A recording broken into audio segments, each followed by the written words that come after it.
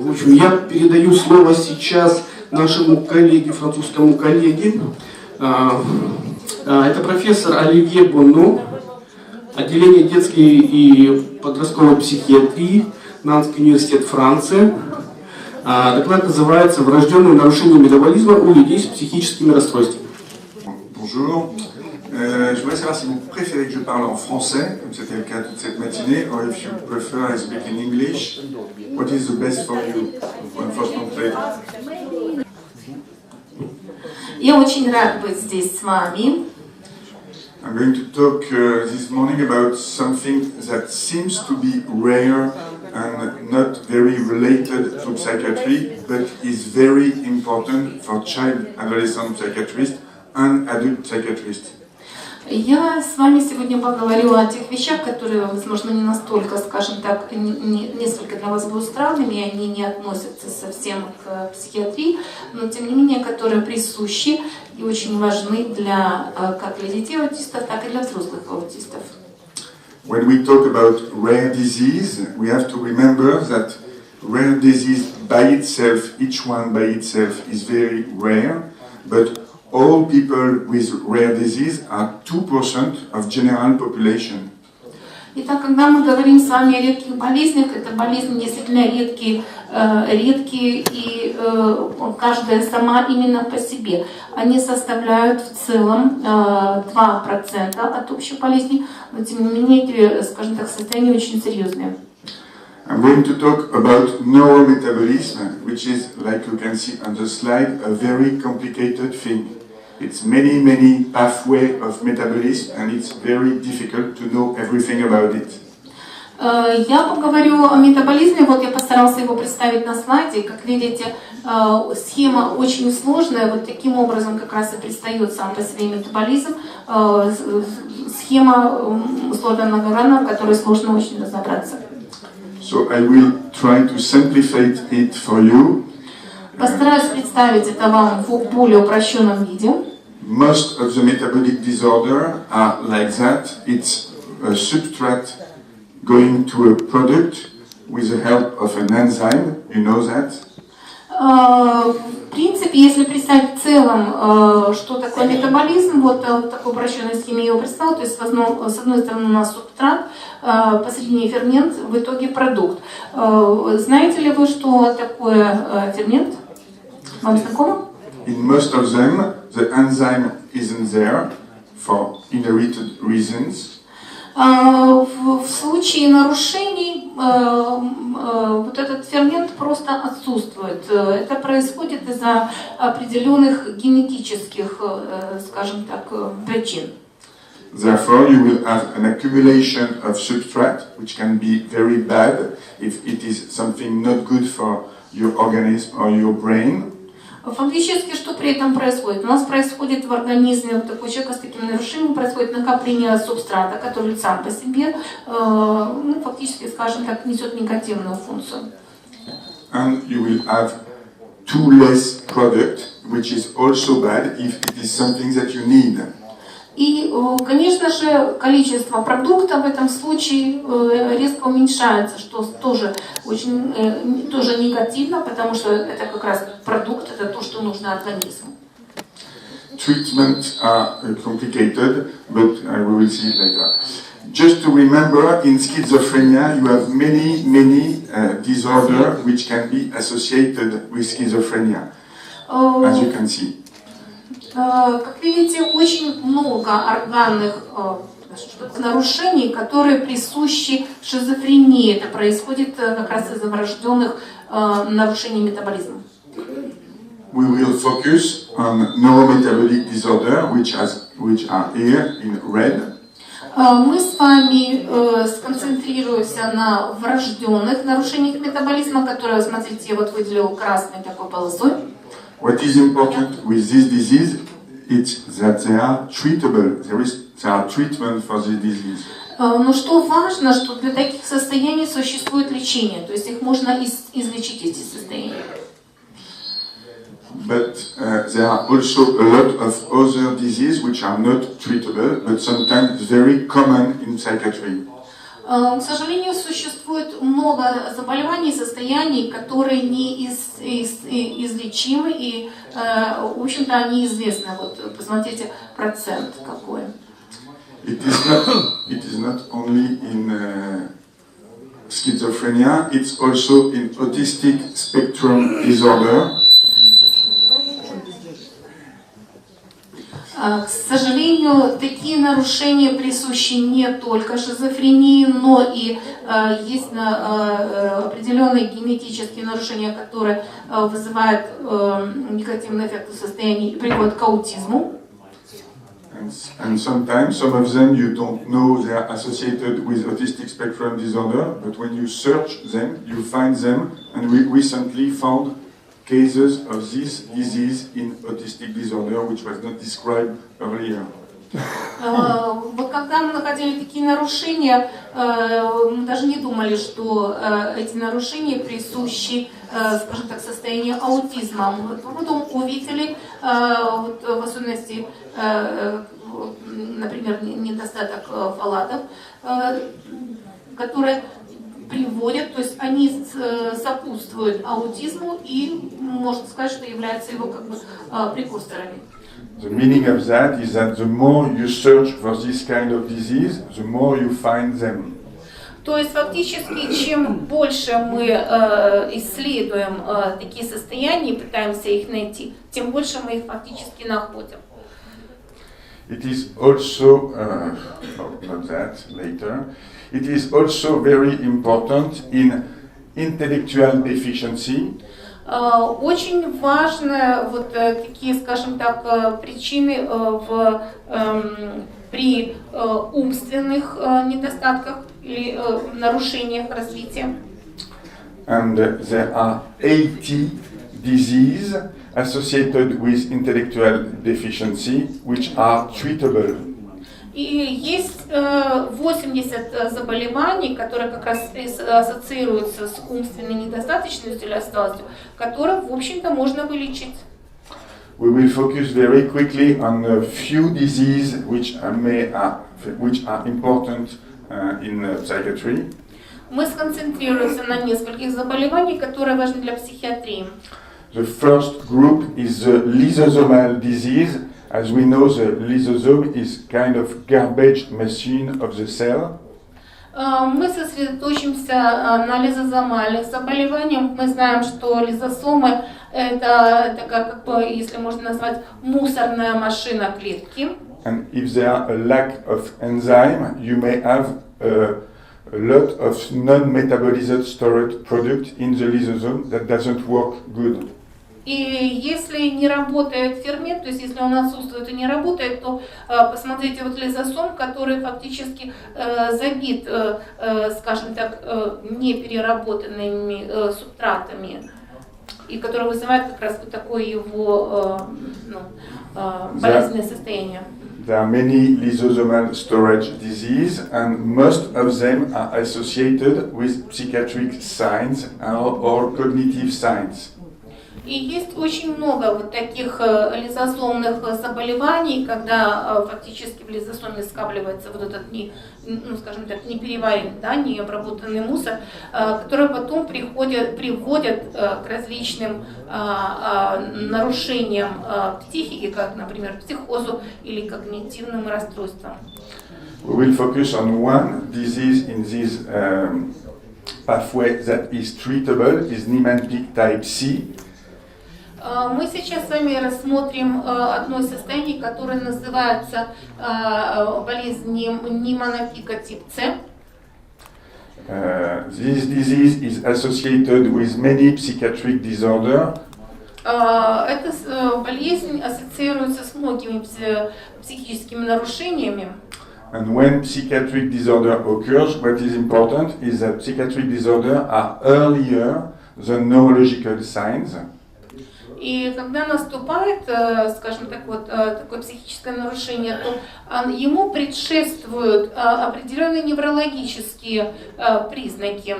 And the delay before diagnosis is very long, with diagnosis around 28 years И old. вот как, скажем так, само диагностирование такого нарушения в этом случае было отсрочено. Как видите, диагностировали болезнь Лемона-Пика в 28 лет.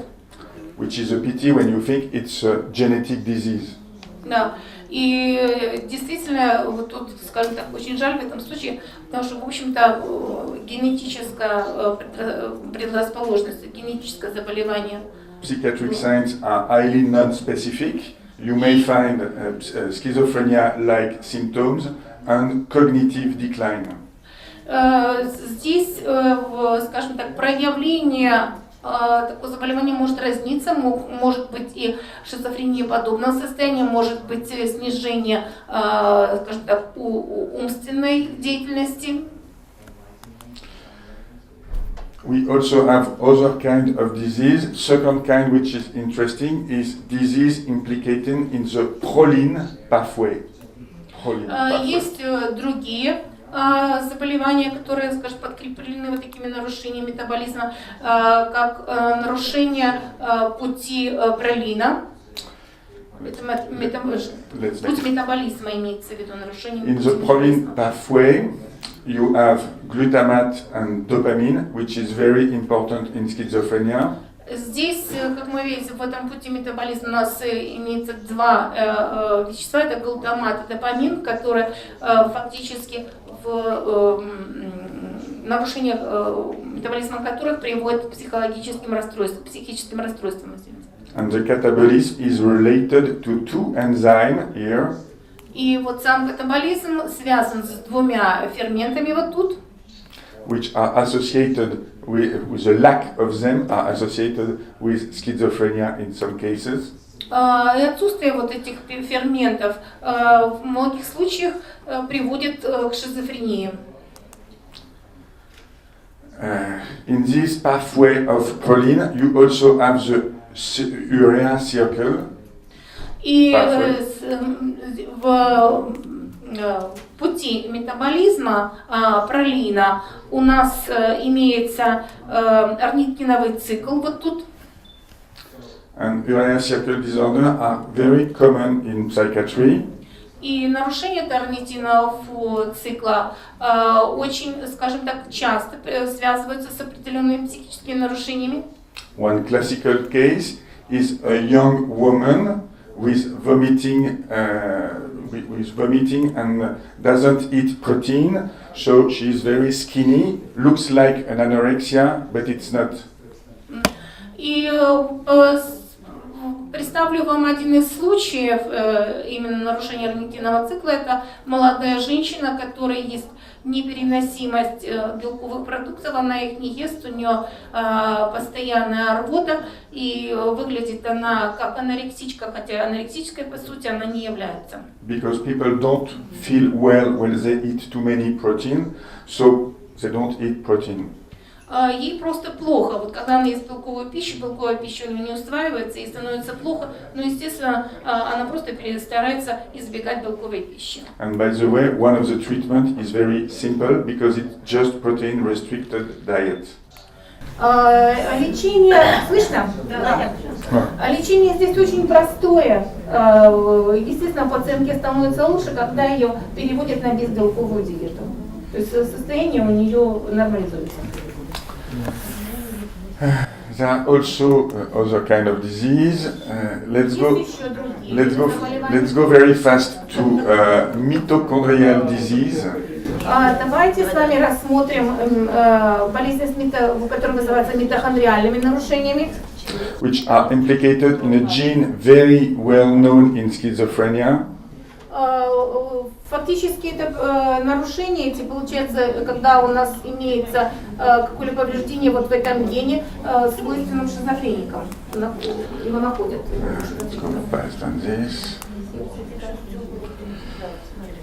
Okay, one very interesting, and maybe the last one I will develop very bigly, is it's homocysteine pathway disorder.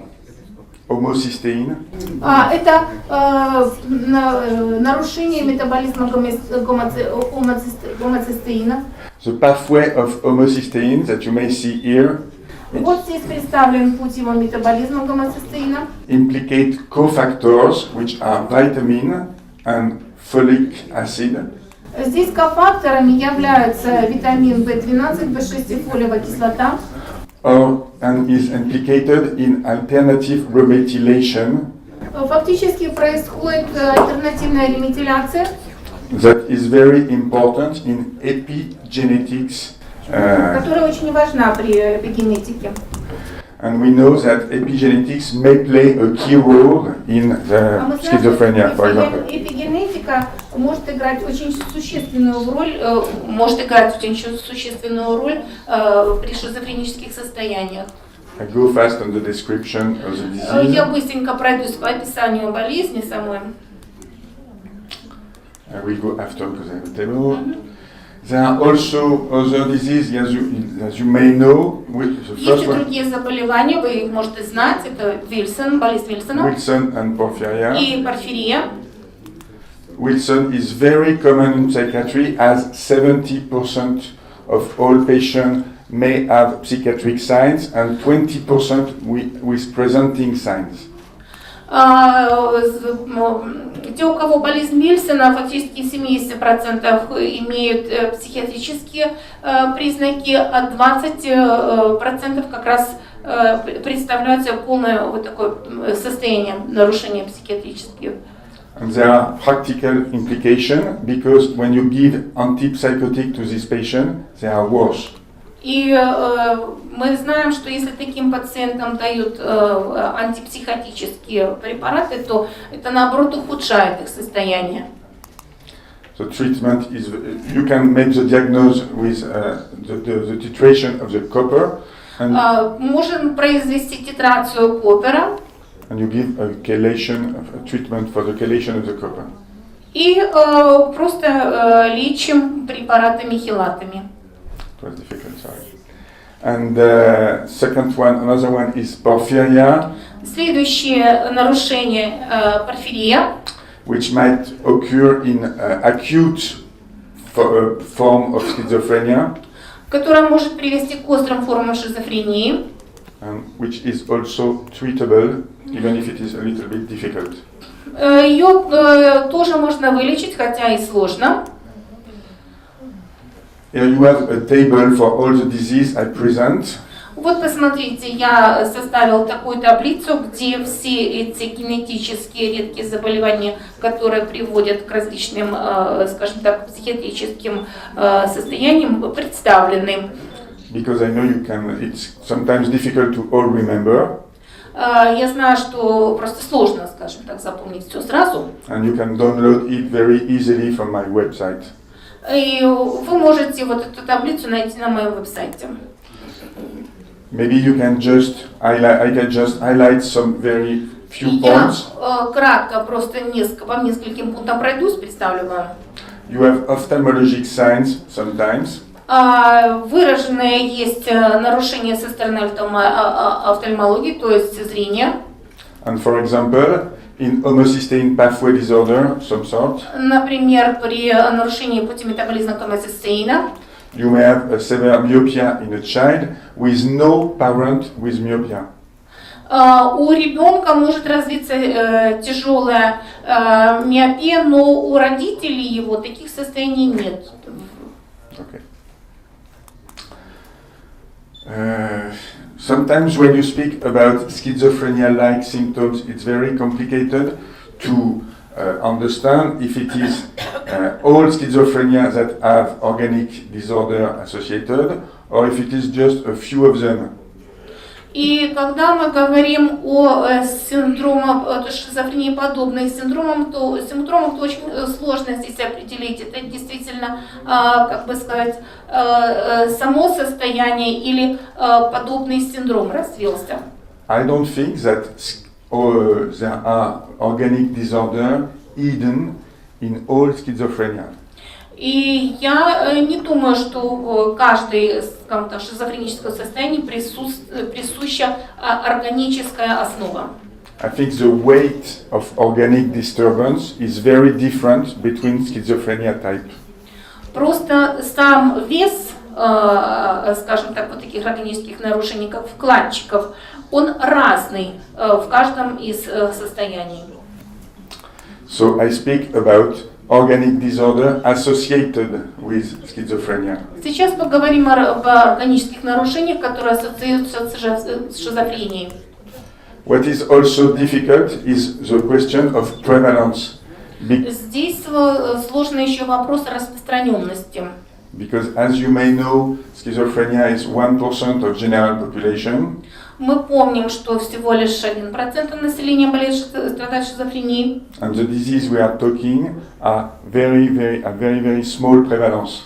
И помню, что заболевания, о которых мы говорим, тоже имеют очень-очень малую распространенность. You can never be sure it is not just hazardous. И поэтому никогда нельзя быть уверенным, что это всего лишь какое-то случайное совпадение. But what we know, for example, is Что мы знаем, это точно. in 22q11 microdeletion, Вот из 22q11 микроделеций you have 2% of all patients with schizophrenia with this deletion. фактически 2% всех случаев шизофрении представляют собой вот пациенты с такой делецией. Also, it is very important because psychiatry is a clinical field. Очень важно еще, потому что психиатрия это фактически клиническое поле. We work with clinical signs only. Мы работаем только с клиническими признаками. So we need to know if there are some signs that are not typical. Поэтому очень важно знать, что есть или нет определенные признаки, которые не являются типичными. And that may help us to think about some organic disorder. То есть, которые дают нам подумать о том, что там, то есть это подкрепляется органическими нарушениями. It's very difficult to search. Очень сложно искать, как говорится, и найти такие симптомы. Because there are too many kind of disease. Потому что очень много самих вот этих редких заболеваний, и они очень по-разному представлены.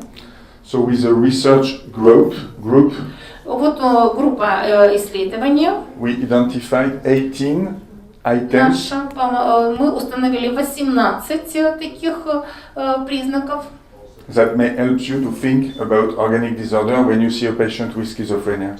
которые, скажем, вам будут являться подсказкой о том, что вот, когда у вас пациент шизофрении и у него наличествует один из вот этих признаков, это тут заставляет подумать, что тут подкрепляется органическими нарушениями. I will focus only on a few of them. Я сейчас только несколько из них представлю. The first one is visual hallucination. Это зрительные галлюцинации. That are important because they are the most important type of hallucination. They are over the other type of hallucination. Having visual hallucination alone is not a problem, but if visual hallucination are the first line of hallucination, that is a problem. Ясно, что как бы зрительные галлюцинации присутствуют практически всегда, но если это является как-то так, скажем, основной характеристикой, то тут уже нужно подумать об органической базе, подоплеке. Everybody knows that confusion might be associated and catatonia might be associated with organic disorder. Также мы знаем, что вот спутанность и кататония тоже обусловлены органически. It's important to focus on progressive cognitive decline for more than 2 years after an acute episode. И в особенности нужно уделить внимание случаю, если у нас имеется прогрессирующее умственное, скажем так, снижение умственной деятельности, которое продолжается более 2 лет спустя после одного острого эпизода. Because usually after 2 years the cognitive decline stops and there is a kind of threshold. Почему? Потому что спустя 2 года вот такое как бы прогрессирующее состояние, в принципе, оно останавливается и происходит стадия плата. Здесь же оно прогрессирует. Another one is very important is the treatment resistance to antipsychotic. Дальше резистентность к лечению антипсихотическими средствами. As you may know, antipsychotics are very efficient in schizophrenia. Мы знаем, что антипсихотические средства очень эффективны при шизофрении. So it's not very usual that patients are resistant to treatment. Поэтому, если имеется резистентность, то это особый случай. And before changing of antipsychotic, И прежде чем просто поменять и дать ему другое антипсихотическое you средство, may run a lot of examination for organic disorder. нужно направить пациента на обследование, нет ли у него каких-либо органических нарушений, то есть генетических. And by the way, never forget that the first reason that the treatment doesn't work is that maybe sometimes patients don't take the treatment. Ну, конечно, нужно учитывать, что просто пациенты иногда, скажем так, тайно таблетки не принимают. Бывает такое. The last point is also important. Последний случай также, то есть последний определитель тоже очень важен. Because with antipsychotic you have neurological side effects. Потому что при лечении психотики у нас бывает развиваются определенные неврологические отклонения. And sometimes it may be difficult to make the difference between side effect, neurological side effect, and the appearance of neurological signs. И в таких случаях очень сложно отделить, скажем так, это побочное ли это явление в связи с приемом антипсихотических средств, или это сам по себе симптом, который существует уже.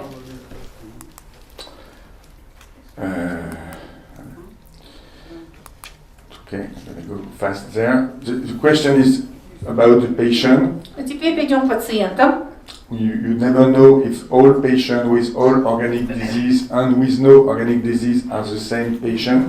И мы, то есть никогда нельзя быть уверенным, что все пациенты с органическими, скажем так, подоплеками нарушений одинаковые, и что в принципе все пациенты одинаковые, и те, у которых нет этих органических, скажем так, причин. Even if they have the same disease, which is called schizophrenia, for example. Даже если у всех этих, скажем так, перечисленных стоит диагноз шизофрения. Long time ago and still now, we call schizophrenia with a S, like plurial, like there are many kinds of schizophrenia, and I think it's important to stay this way. Как, скажем так, шизофрения раньше обозначалась, сейчас обозначается не как одно заболевание, а как несколько заболеваний шизофрении подобных. И поэтому давайте будем как раз и оставаться в таком определении. And even if the outcome, the result is schizophrenia is always the same, the course of the disease is always different. Даже если исход практически всегда одинаков, то течение разное у всех. Okay, that's what I said. So what is important is that these neurometabolic disorders are not so rare. И здесь важно знать, что вот эти, скажем так, генетически предопределенные нарушения органические, они отнюдь не так редки, как о них думают. And some of them are treatable. И многие из них вполне поддаются лечению. I think the neurometabolism pathway is something very important that may play a key role in the development of disease in psychiatry. И я считаю, что если в целом назвать такие органические нарушения, как нейрометаболизм,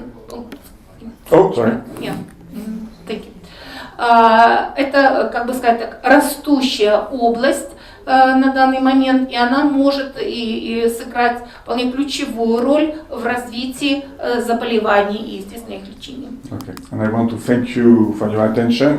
Хочу всех поблагодарить за внимание. And thank the translation. И переводчику тоже спасибо. Thank you.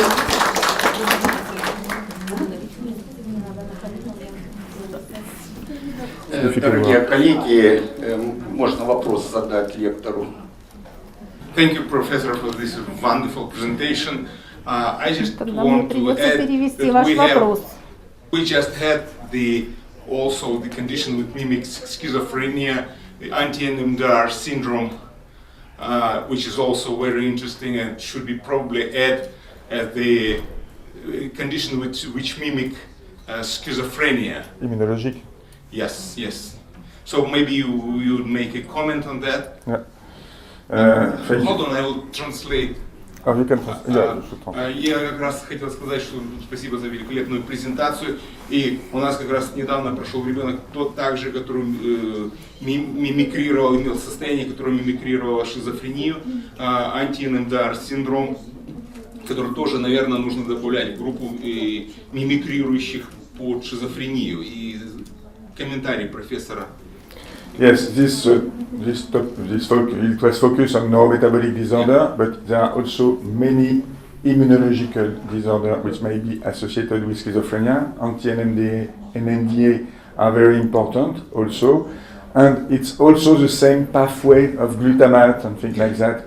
So the neurometabolic pathway may be on the dependence of neurometabolic aspects and also immunological aspects. Yeah, and I've read that this model, I mean anti-NMDR syndrome, now it's a model of schizophrenia. Yeah, it is. Yeah, thank you. И профессор говорит, что это проходит через те же модели, через глютамат, и поэтому на сегодняшний день это используется как модель для шизофрении, для изучения шизофрении. Thank you. You're very welcome.